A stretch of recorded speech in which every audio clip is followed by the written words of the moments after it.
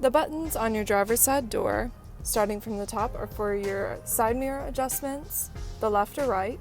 You can lock your windows, lock and unlock your door, and then obviously roll up and roll down your windows. Just a little above those buttons are your personalized seat settings.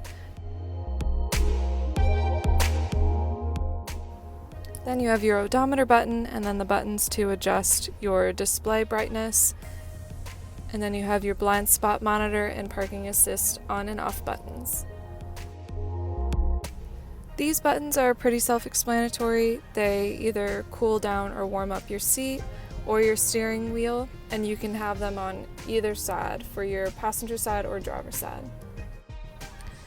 This will adjust your driving mode. Eco will help you save gas, and then you have normal, and sport will help you accelerate faster, and then you have snow mode, which will help with traction. And then this is essentially the mouse pad for your navigation system.